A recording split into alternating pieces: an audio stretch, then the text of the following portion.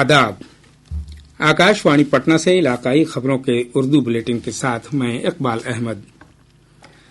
मरकज ने supreme court को इत्तला दी है कि नीट यूजी 2024 के 1563 तलबा को एमबीबीएस, बीडीएस और दूसरे निसाबों में दाखिले के लिए इजाफी नंबर देने का फैसला रद्द कर दिया गया है।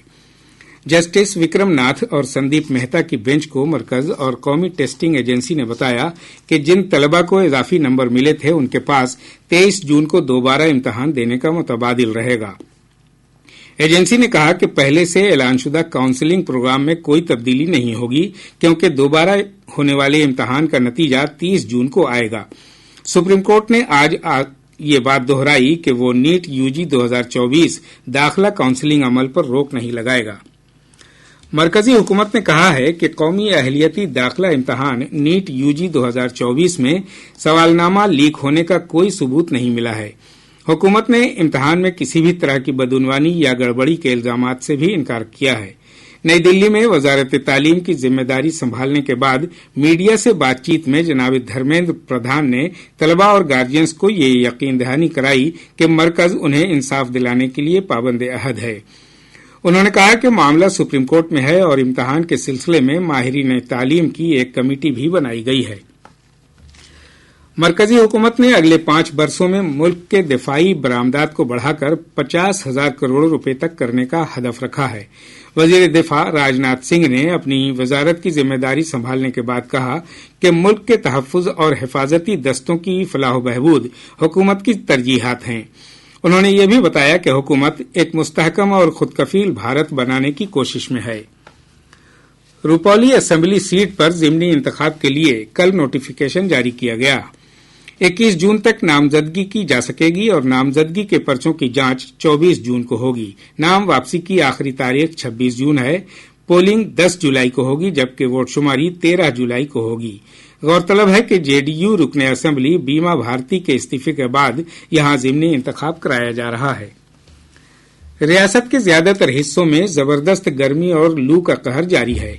महकमा मौसमियात ने आज पटना, बक्सर, भोजपुर, औरंगाबाद, कैमूर, रोहतास और अरवल समेत रियासत के 7 जिलों में शदीद गर्मी और लू का रेड अलर्ट जारी किया है। वहीं बांका, समस्तीपुर, जमुई और गया समेत 9 जिलों में कुछ मकामात पर लू से मुतालिक ऑरेंज अलर्ट जारी किया गया है। इधर गुज़श्ता 24 घंटों के दौरान 44.9 डिग्री सेल्सियस ज्यादा से ज्यादा दर्ज हरारत के साथ औरंगाबाद रियासत का सबसे गर्म मकाम रहा। शेखपुरा और डेहरी का ज्यादा से ज्यादा दर्ज हरारत 44.8, अरवल और भोजपुर का 44.7 और राजधानी पटना का ज्यादा से ज्यादा दर्ज हरारत 42.2 डिग्री सेल्सियस दर्ज किया गया। महकमा मौसमियात के मुताबिक अगले 2 दिनों तक गर्मी से राहत मिलने के आसार नहीं है। रियासत के सरकारी स्कूलों में गैर हाजिर रहने वाले तलबा और तालिबात का नाम अब नहीं काटा जाएगा। महकमा तालीम के additional chief secretary S Siddharth ने इस सिलसिले में सभी जिला तालीमी अफसरान को हुक्म जारी कर दिया है। इसके मुताबिक लगातार 3 दिनों तक किसी तालिब इल्म के स्कूल नहीं आने की सूरत में असातिज़ा बच्चे के गार्जियन से राब्ता करके उसे स्कूल भेजने के लिए कहेंगे। साथ ही इन स्कूलों में बच्चों के दाखिले में इजाफे के लिए जीविका दीदी समेत मुखिया, सरपंच और पंचों की मदद लेने की बात भी कही गई है। बेगूसराय जिले के साहेबपुर कमाल थाना इलाके के खाइंड दियारा में जराइमकारों ने एक मछली कारोबारी को गोली मारकर हिलाक कर दिया। पुलिस मामले की जांच कर रही है। मधेपुरा जिले में अलग अलग थाना इलाकों में हुए सड़क हादसे में 5 अफराद हिलाक हो गए। जिले के ऊदा किशनगंज में हाईवे और मोटरसाइकिल की टक्कर में 3 नौजवान हिलाक हो गए, जबकि पुरैनी और ग्वालपाड़ा में हुए सड़क हादसे में एक शख्स की मौत हो गई। अररिया जिले के रानीगंज थाना इलाके के बरबन्ना हटिया अहाते में आतिशबाजी के वाकये में तकरीबन आधा दर्जन दुकानें जलकर तबाह हो गईं। फायर ब्रिगेड दस्ते ने आग पर काबू पाया। आतिशबाजी के असबाब का पता नहीं चल सका है। इसके साथ ही आकाशवाणी पटना से इलाकाई खबरों का ये उर्दू बुलेटिन खत्म हुआ।